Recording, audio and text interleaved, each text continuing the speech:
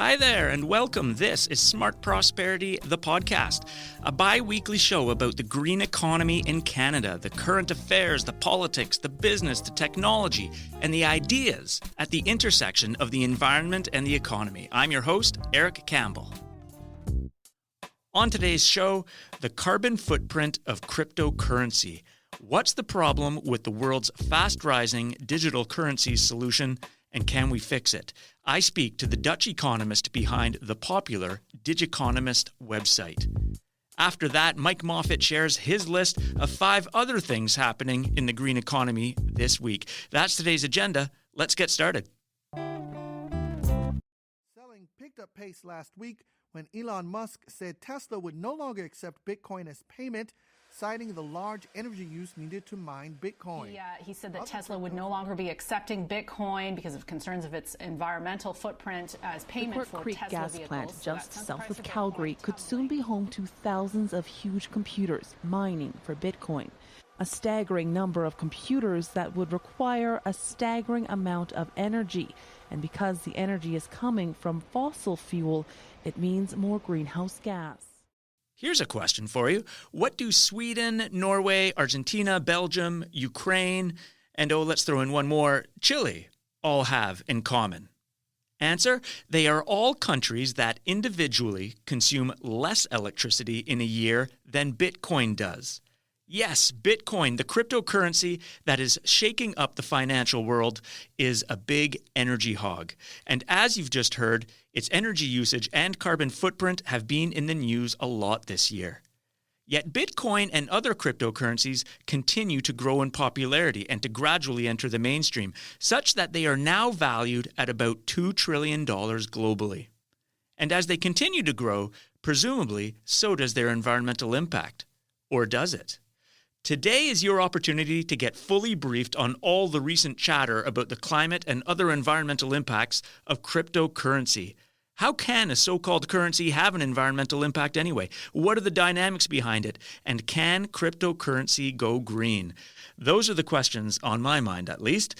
And if all this cryptocurrency stuff sounds Dutch to you, don't worry, it does to me too. And my next interview will include answers to some of our most basic questions. Speaking of Dutch, my first guest is Alex de Vries. Alex is an economist based out of the Netherlands, where he monitors digital trends in finance and compiles his analysis on his popular Digiconomist website.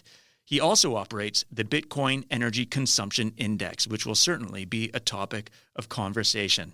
Alex, great to reach you. Thanks for joining the show. Thank you for having me. Now, Alex, people have been hearing increasingly about Bitcoin and other cryptocurrencies, but lots of people, like me, still don't have, a perfect handle on exactly what they are and how they work. I'm sure this is an explanation you give all the time. Can you give us a quick 101? Yes, in the very essence, Bitcoin is not that different from having digital dollars, except the thing is that your digital dollars are in your bank account, and in Bitcoin there is nobody in charge. There are no financial intermediaries or governments that control the system. It's an open network where people can make payments directly to each other without needing a financial institution in between there. Huh. And what's the attraction of using a cryptocurrency? Is it just that it's decentralized, or are there other advantages to this form of digital money? Now, the decentralization is really what is the key advantage, and the fact that you don't have to go through a financial institution because, it might be an institution that you don't trust. You might be dealing with a corrupt government. If that is the case, then it is extremely attractive to not have those parties involved in the process of making payments. Now, obviously, that doesn't apply everywhere, but this is something that originated back in the financial crisis of 2008.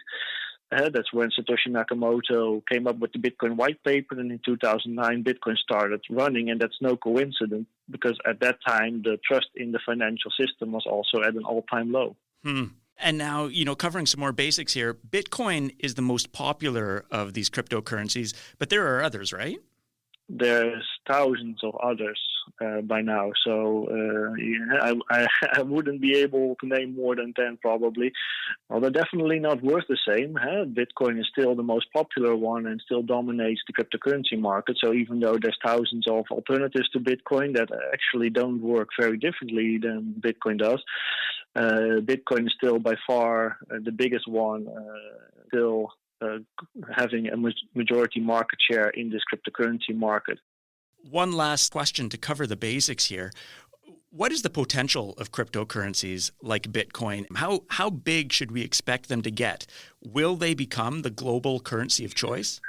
And there's two elements to this question. Like, first of all, you can wonder how high can the value of these currencies go? And there's actually no ceiling to that because the Bitcoin price can just go up infinitely for as long as people are willing to pay that amount for it. But the thing is, if you look at to what extent can you actually use a system like Bitcoin for something, that's very limited. If you look at the Bitcoin blockchain, it can handle effectively maybe, if you're lucky, around 5 transactions per second at most. Whereas if you have a traditional payment provider like Visa, they can handle 65,000 transactions per second if they have to. So, we're talking a complete different order of magnitude here. The global financial system is handling more than 700 billion electronic payments a year. Bitcoin can do at most 150 million. With such a limited system, there's simply no way for Bitcoin to replace much of our alternative systems that we're using at the moment. Okay. And have you been surprised at how quickly Bitcoin has grown in value, or was that to be expected a few years ago? Well, I think we have seen this happen several times over the course of Bitcoin's history. So in that sense, it's no surprise that the Bitcoin value can just jump up to incredible levels all of a sudden.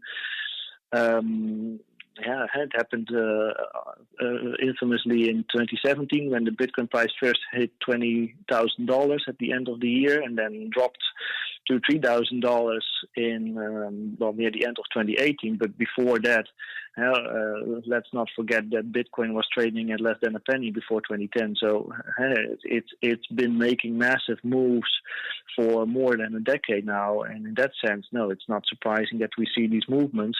Although it is, of course, surprising that this currency is now more valuable than ever before, despite not having any additional capabilities than it had before. Mm-hmm. With Bitcoin now trading above $40,000, so a big increase in the value. Now, increasingly, as I suppose Bitcoin and other cryptocurrencies have become more popular, it's getting more scrutiny. And certainly earlier this year, there was a lot of scrutiny that emerged about Bitcoin's environmental footprint. What can you say about the footprint of cryptocurrencies? What is the size of that footprint, and what's the source of that footprint? Yes, well, let's first, take a step back and let's consider that at the very beginning of Bitcoin's lifetime, Satoshi Nakamoto, the anonymous founder of Bitcoin, he defined that there would never be more than 21 million Bitcoins. So in no point in the future will there be more than 21 million Bitcoins, and they are issued slowly over time as a reward for people to help making new blocks of transactions for this blockchain. So help run the system. And Alex, who's controlling that? Who's kind of managing the Bitcoin production so that cap is respected? Well, it's hard-coded in the software, and as long as everyone keeps running the same version of the software, then that's not going to change. If you're running the Bitcoin software, it will include this hard limit of 21 million Bitcoins. And there's theoretically, you could create a Bitcoin version that doesn't have that limit, but nobody's really interested in running that because that would decrease the value of Bitcoin. So realistically, there will never be a version of Bitcoin with more than 21 million Bitcoins. Okay. Got it. Sorry, I interrupted you. Yes, well, we're getting to the good part now, because talking about that block creation process, Satoshi Nakamoto, he actually made it very difficult to do that. What he effectively did is he turned the block creation process into a massive guess the number game. Only if you guess a certain winning number, you are allowed to create the next block for the blockchain. And the interesting is that the software also self-adjusts the difficulty of guessing the correct number, because if people are adding more machines to the network, it just ups the difficulty of guessing the right number. At the moment, we have millions of devices, around 3 million machines all around the world, mining Bitcoins, participating in this specific process, trying to guess the number game. And they're generating more than 100 quintillion guesses every second of the day, nonstop. Wow! And that's where the energy consumption comes in, because obviously the machines, those 3 million machines that are producing that tremendous output, are also using a whole lot of energy in doing so. So altogether, those machines are consuming as much electrical energy as a country like Argentina has, more than 0.5% of our total electricity consumption just for mining Bitcoin. And by the way, the reason we call it mining is because this whole process is kind of comparable in a very abstract way to spending resources to extract gold from the ground, except in this case you're expending electricity to ultimately create new blocks and get Bitcoin in return for that. Okay, you've got these millions of machines that are guessing these numbers, and every time they guess the right number, they produce a Bitcoin. How often are these processors successful? How many Bitcoins are produced in a day, for example? Well, that's a very fixed amount. So, like I said, the protocol self-adjusts the difficulty of making new blocks, so it keeps the issuance rate very steady. And at the moment, you can make 6.25 Bitcoins for making a single block. So over a full course of a day, that adds up to 900 Bitcoins that can be earned per day, and times the current price of $45,000, you can make 40 million per day from participating in this process. I see. Okay, and there's the incentive. So in a way, it's using the Bitcoin, spending the Bitcoin doesn't have a big environmental footprint, but the process of creating the Bitcoin, of mining the Bitcoin, as you say, it's highly energy intensive. Okay, so the environmental impact of Bitcoin comes down to its electricity usage. Are there cases where that's clean energy that's being used? Obviously, electricity can be produced renewably, in which case that would have a smaller environmental footprint. Or is Bitcoin traditionally drawing on dirtier sources of electricity? Yes. Well, the unfortunate thing is that the majority of the power draw has always originated from fossil fuel sources. And there was a survey done by Cambridge among the miners several years ago, and they asked the miners, "Hey, where's your power coming from?" And then the miners said, "Well, for 39% we're using renewable energy, but that leaves a majority coming from fossil fuels." And that 39%, we actually know where that was coming from. That was coming from the south of China, primarily hydroelectric power in the south of China, which is something that they could obtain during the summer rain season, because that's when they traditionally had a bit of an excess of power generation over there, which they couldn't really use, which was then subsequently used by the Bitcoin miners, but only during the summertime, because then after the summer period was over and the rain season was done, those miners moved up to the north of China and started using coal instead for the rest of the year. Now, China just banned Bitcoin mining in June. So as it stands today, those Bitcoin miners no longer have access to that pretty substantial amount of renewables in the south of China at all. And instead, we're seeing very big deals. Just recently, a very massive deal being signed in Alberta, Canada, for 1 million machines, possibly a third of the Bitcoin network, that will be running on natural gas all year round, which would certainly not be an improvement versus the previous situation in China, because if you actually consider the carbon intensity of moving around within China, running part-time on hydroelectric power and part-time on coal, the average impact is actually a little bit less than when you're running on natural gas all year long. Yes, and I want to touch down on both the Chinese ban on Bitcoin mining and this potential deal in Alberta. First of all, I'm curious about this ban in China, which of course has sent reverberations through the cryptocurrency world. Why did China make that decision? Why did China ban Bitcoin mining. Was there environmental grounds for that decision? Yes, very much, because one key reason why they did so was that idle coal mines were being revived for the purpose of ultimately powering these Bitcoin miners, and it was also done illegally.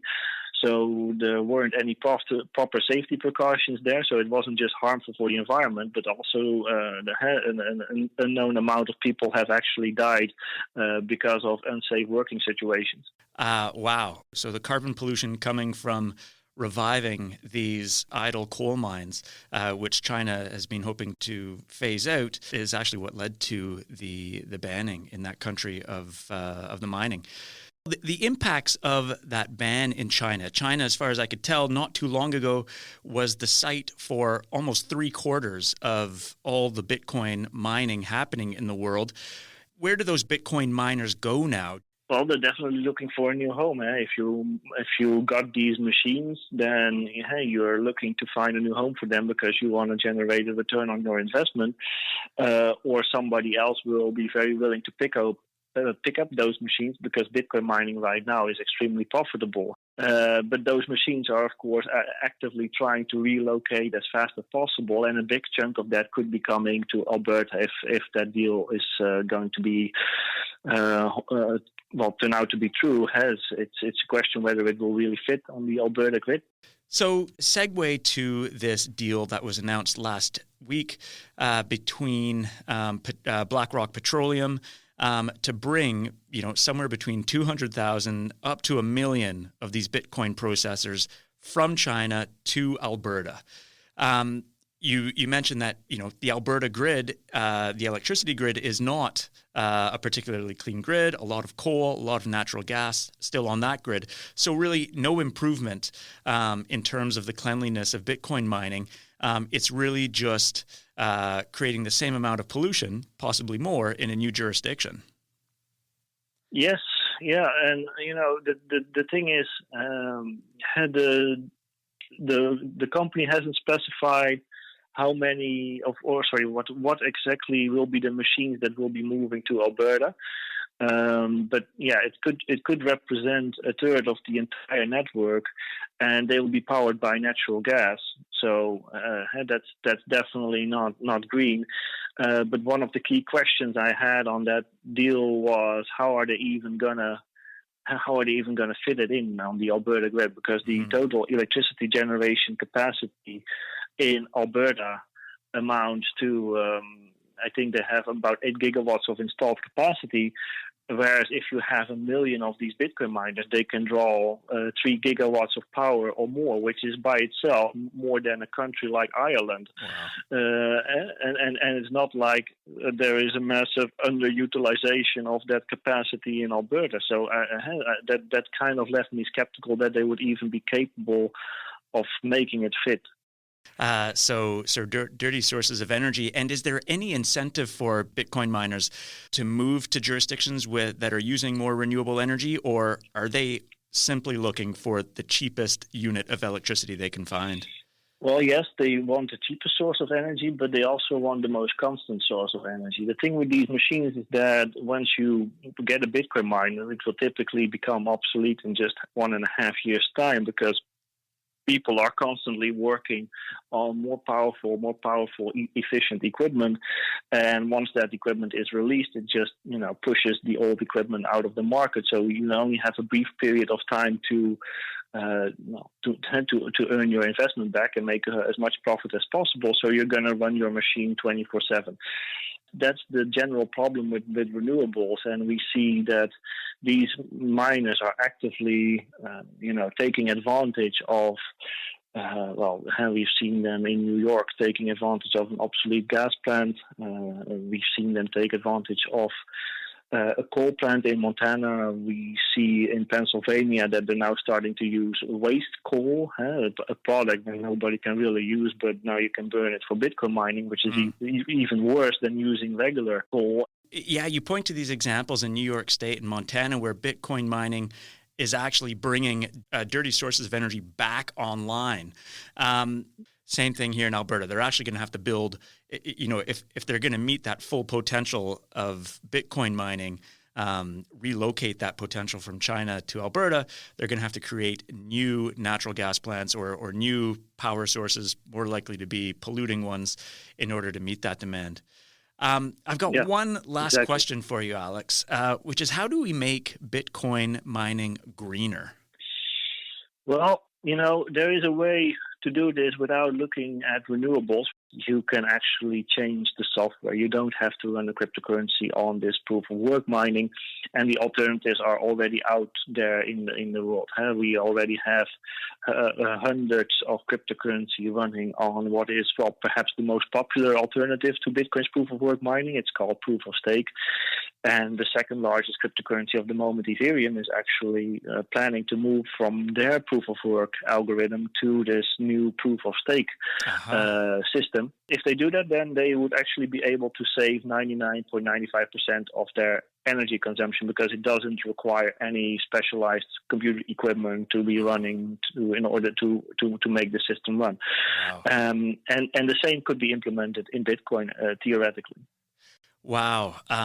Okay. So Ethereum could potentially save 99.95% of its energy consumption just by changing the software. And how confident are you that these tweaks will be made? Do you think Bitcoin will follow in the footsteps of Ethereum and change that software so it runs on proof of state rather than proof of work? Well, that's I don't have a crystal ball, but I would assume that with all the negative PR this is drawing to Bitcoin, that it would be an advantage for Ethereum to be running on a clean algorithm, and if that Ethereum starts to overtake Bitcoin maybe at some point because people like it more rather than having this polluting algorithm in the background, then maybe also the Bitcoin community could start considering making that change. I'm assuming that if they see a way to make money of making such a change, it will be more attractive to them to do so. Although you have to consider that for the Bitcoin community over the past years, it hasn't really been apparent that there is any need to change at all, because they're like, okay, well, the Bitcoin price is higher than ever before, so why change a winning team? In that sense, they're a bit more conservative than the Ethereum community. Interesting. Do you think more moves by national governments like China to regulate or outright ban Bitcoin mining, do you think that will have an impact on the Bitcoin mining industry? Yes and no, in the sense that there's always a little bit of a waterbed effect that the policy is only effective if everyone in the world maintains it, and otherwise there will always be some place where you can trade Bitcoins and where it will have a value. So it's imperfect compared to changing the software. Alex, thanks so much for being on the show today. This was really fascinating. And hey, if you helped me understand, then I think you've helped a lot of people understand. So thanks again for your time. You're welcome.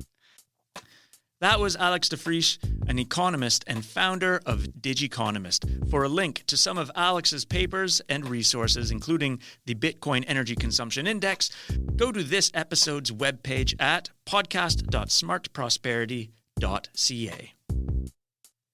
Now, if you've been listening to the podcast this summer, you know that we are running a Smart Prosperity Summertime Book Club, where I have asked every guest what they're reading or looking forward to reading this summer.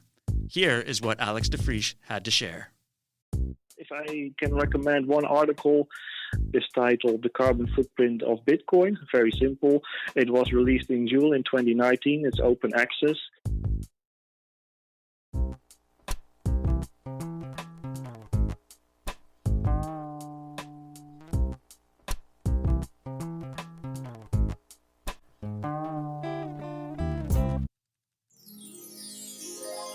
Now, there's a lot happening in the green economy every week, more than I can cover on my own.